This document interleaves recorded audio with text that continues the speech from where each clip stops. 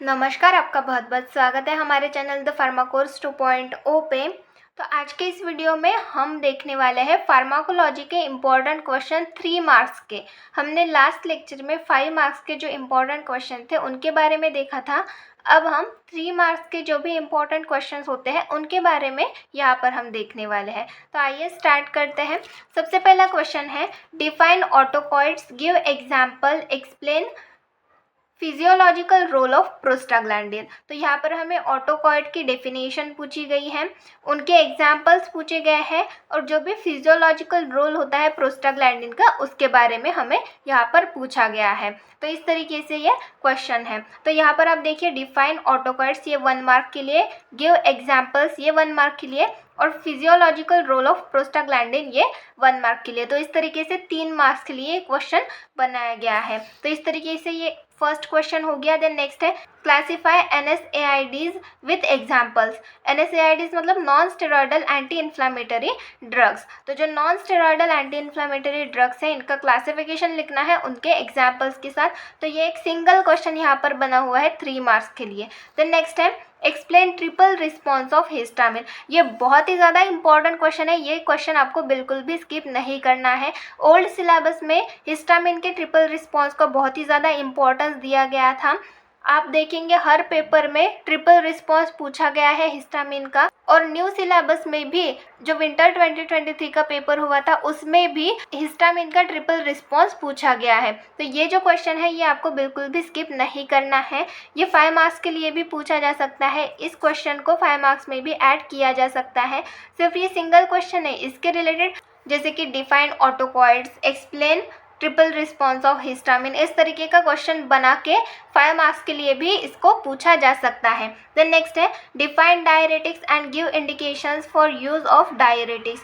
तो डायूरेटिक्स की यहाँ पर हमें डेफिनेशन पूछी गई है और उसके इंडिकेशंस मतलब उसके यूजेस क्या है, डायरेटिक्स के यूजेस क्या है उसके बारे में पूछा गया है। तो इस तरीके से ये क्वेश्चन डिफाइन डायरेटिक्स में ये 1 मार्क के लिए और जो भी इंडिकेशंस है वो 2 मार्क्स के। तो इस तरीके से ये 3 मार्क्स के लिए क्वेश्चन बनाया गया है। ये डायूरेटिक्स से रिलेटेड 5 मार्क्स के लिए भी क्वेश्चन आ सकता है। तो डायूरेटिक्स ये टॉपिक आपको बहुत ही ज़्यादा अच्छी तरीके से करना है। देन नेक्स्ट है question number 5, explain advantages and disadvantages of parental route of administration. तो जो भी पैरेंटल रूट ऑफ एडमिनिस्ट्रेशन है उसके एडवांटेजेस और डिसएडवांटेजेस आपको करने हैं। आपको सिर्फ पैरेंटल रूट के ही नहीं, आपको हर जो रूट हमें दिया गया है, सारे रूट, ड्रग एडमिनिस्ट्रेशन के जितने भी रूट हमने देखे क्लासिफिकेशन में, तो उनमें जितने भी रूट दिए गए हैं उनके एडवांटेजेस और डिसएडवांटेजेस आपको करने हैं, क्योंकि कोई भी कौन सा भी उठा के पूछा जा सकता है। हमने 5 मार्क्स के क्वेश्चन में देखा था, वहाँ पर IV रूट के बारे में पूछा गया था। यहाँ पर आप देखिए पैरेंटल रूट, अब पैरेंटल रूट में IV रूट भी इंक्लूड होता है। तो इस तरीके से ये क्वेश्चन पूछे जाते हैं, इस तरीके से ये क्वेश्चन बनते हैं। तो आपको ये ध्यान से पढ़ना है क्या पूछा गया है पेपर में, क्वेश्चन में क्या पूछा गया है, उसके हिसाब से फिर आंसर लिखना है। देन नेक्स्ट है question number 6, describe drug use in the treatment of atherosclerosis. तो आर्थेरोस्क्लेरोसिस का यहाँ पर आपको क्लासिफिकेशन लिखना है। जो भी ड्रग्स आर्थेरोस्क्लेरोसिस इस कंडीशन में यूज किए जाते हैं उसके रिलेटेड इन्फॉर्मेशन लिखनी है। तो इस तरीके से ये 3 मार्क्स के लिए सिंगल क्वेश्चन अराइज हुआ है। देन नेक्स्ट है question number 7, classify antifungal drugs with example. तो जो एंटीफंगल ड्रग्स का क्लासिफिकेशन है वो यहाँ पर लिखना है और उनके एग्जाम्पल्स। देन नेक्स्ट है, classify hypnotics and define hypnotics. तो जो हिप्नोटिक्स है उसकी डेफिनेशन और उसका क्लासिफिकेशन। तो इस तरीके से 3 मार्क्स के लिए क्वेश्चन बना हुआ है। हिप्नोटिक्स से रिलेटेड क्वेश्चन ज़्यादातर पूछे जाते हैं, कभी कभी सेडेटिव से रिलेटेड भी पूछे जाते हैं। हिप्नोटिक और सेडेटिव से रिलेटेड क्वेश्चन बनते हैं। देन नेक्स्ट है, what is haematinic, give uses of anticoagulant drug.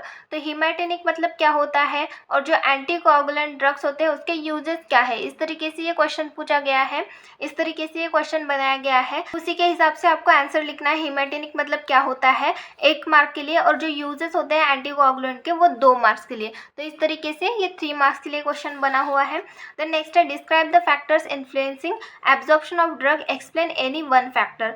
तो जो भी फैक्टर्स ड्रग एब्जॉर्प्शन को इन्फ्लुएंस करते हैं, बढ़ाते हैं, इंक्रीज करते हैं, ऐसे फैक्टर्स को आपको यहाँ पर लिखना है, इनलिस्ट करना है और उनमें से जो एक फैक्टर है उसको एक्सप्लेन करना है कि वो किस तरीके से ड्रग एब्जॉर्प्शन को इन्फ्लुएंस कर रहा है, इसके बारे में यहाँ पर आपको लिखना है। तो इस तरीके से ये क्वेश्चन आपको सॉल्व करना है।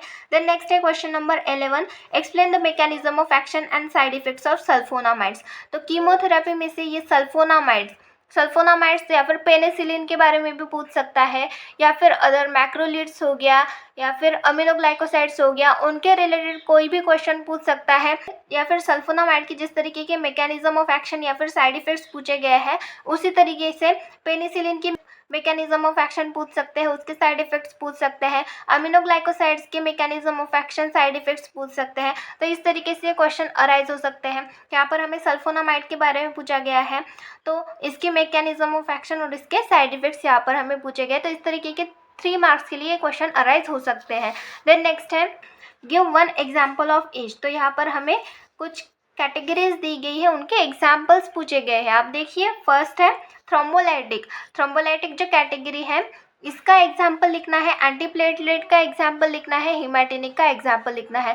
आपको इनके एग्जाम्पल्स लिखने हैं 1-1 मार्क के लिए, 1 मार्क के लिए थ्रोम्बोलाइटिक का, एंटीप्लेटलेट का 1 मार्क के लिए, हिमैटिनिक का 1 मार्क के लिए। तो इस तरीके से 3 मार्क के लिए इस तरीके का क्वेश्चन भी बन सकता है। देन नेक्स्ट है क्लासीफाई कोलिनर्जिक ड्रग्स। तो कोलिनर्जिक ड्रग का क्लासिफिकेशन हमें यहाँ पर पूछा गया है। हमने 5 मार्क्स के क्वेश्चन में देखा था, वहाँ पर पैरासिम्पथोमाइमेटिक ड्रग का क्लासिफिकेशन पूछा था और साथ में एड्रेनलिन की फार्माकोलॉजिकल एक्शन पूछी थी। तो इस तरीके का 5 मार्क का क्वेश्चन पूछा था, वहाँ पर 2 क्वेश्चंस बने थे और 3 मार्क्स के लिए यहाँ पर सिंगल क्लासीफाई कोलिनर्जिक ड्रग इस तरीके का क्वेश्चन बना हुआ है। तो आप देखिए, क्लासीफाई कोलिनर्जिक ड्रग, यहाँ पर सिंपल पूछा गया है कोलिनर्जिक ड्रग के बारे में। आपको क्लासीफाई पैरासिम्पथोमाइमेटिक ड्रग इस तरीके से भी पूछ सकते हैं। देन नेक्स्ट है क्लासीफाई एंटी कन्वुल्सेंट विद एग्जाम्पल।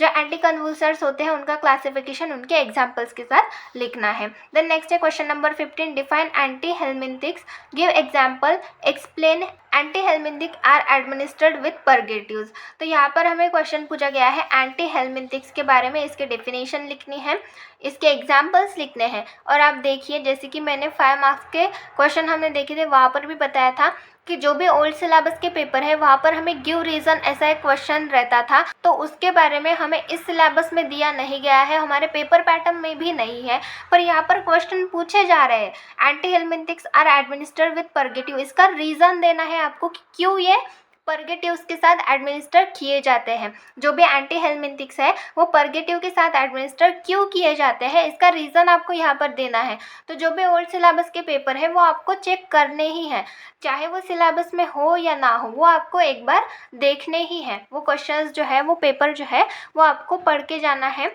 आपको समझना है वहाँ पर क्या दिया गया है।